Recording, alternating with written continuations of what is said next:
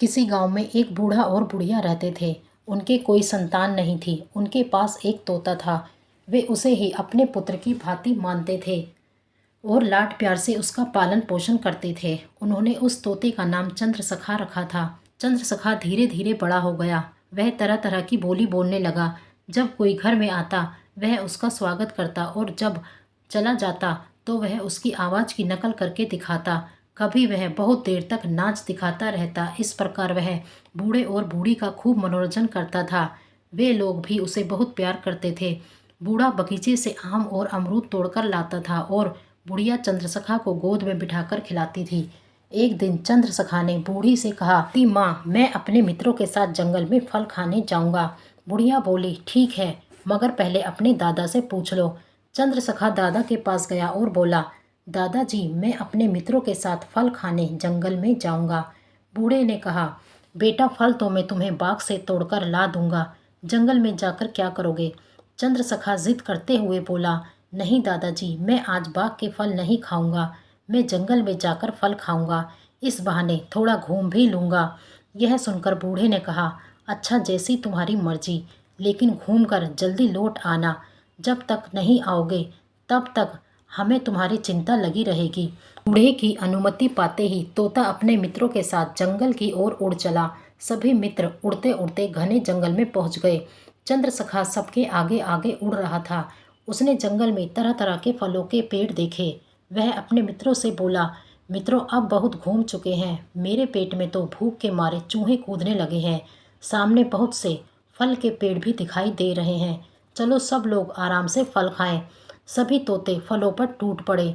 चंद्रसखा भी एक से दूसरे पेड़ पर जा जाकर फल खाने लगा। जब उसका पेट भर गया तो उसने देखा कि सामने अमर फल का पेड़ है। वह तुरंत समझ गया कि यदि कोई बूढ़ा आदमी इस फल को खा लेगा तो वह युवा और दीर्घजीवी हो जाएगा। उसने सोचा कि वह चुपचाप इस फल को ले जाकर अपने दादा दादी को खिला देगा। उसने फल तोड़ लिया और चोंच में दबाकर अपने घर की तरफ उड़ चला। रास्ते में एक तालाब पड़ता था। उसका जल बहुत मीठा और शीतल था। चंद्रसखा के मित्रों ने कहा कि वे सब लोग इस तालाब में नहाकर अपने अपने घर जाएंगे। सभी तोते तालाब में नहाने लगे। चंद्रसखा ने अपनी चोंच का फल तालाब के किनारे एक झाड़ी में रख दिया और नहाने लगा। उस झाड़ी में एक विषधर सांप रहता था। उसने अपना विष उस फल में डाल दिया। चंद्रसखा को इस बात का कोई पता नहीं चला। उसने नहाने के बाद फल चोंच में दबाया और घर की ओर आ गया। घर आते ही वह बूढ़े से बोला, दादाजी, देखिए मैं आपके लिए क्या लाया हूँ। बूढ़े ने उत्सुकता से पूछा, क्या लाए हो? चंद्रसखा ने कहा, मैं आपके लिए अमर फल लेकर आया हूँ। इसे खाते ही आप युवा और अमर हो जाएंगे। जल्दी से इसे खा लीजिए। बूढ़े ने तोते से फल ले लिया, किंतु उसे कुछ संदेह हुआ। उसने उस फल के 2 टुकड़े किए और एक टुकड़ा अपने कुत्ते को खिलाया। कुत्ता उसे खाते ही मर गया। यह देखकर बूढ़े को बहुत क्रोध आया। उसने सोचा कि उन्होंने जिस तोते को इतने प्यार से पाल पोस कर बड़ा किया वही उसे मार डालना चाहता था। बूढ़े ने तोते को पकड़ा और उसकी गर्दन ऐंठ दी। चंद्रसखा तड़पकर मर गया। बूढ़े ने दूसरा टुकड़ा आंगन के एक कोने में फेंक दिया। कुछ दिनों बाद वहाँ एक पौधा उग आया। समय आने पर उस पेड़ पर बहुत फल लगे। एक दिन बूढ़े और बुढ़िया में झगड़ा हुआ।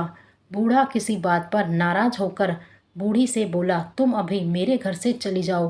बूढ़ी ने रोते हुए कहा, जब मैं युवती थी तब तुम मुझे बहुत प्यार करते थे। अब मरने का समय निकट आने पर मुझे घर से निकाल रहे हो।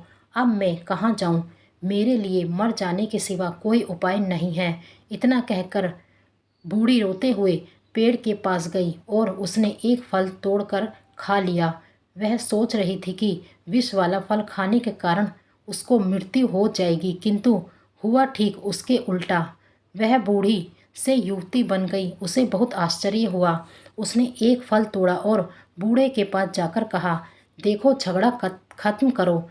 मैं फल खाकर युवती बन गई हूँ, तुम भी यह फल खाकर युवक बन जाओ। बूढ़े को हंसी आ गई। उसने फल खा लिया। खाते ही वह युवक बन गया। बूढ़ा बूढ़ी युवक युवती बनकर बहुत खुश हुए।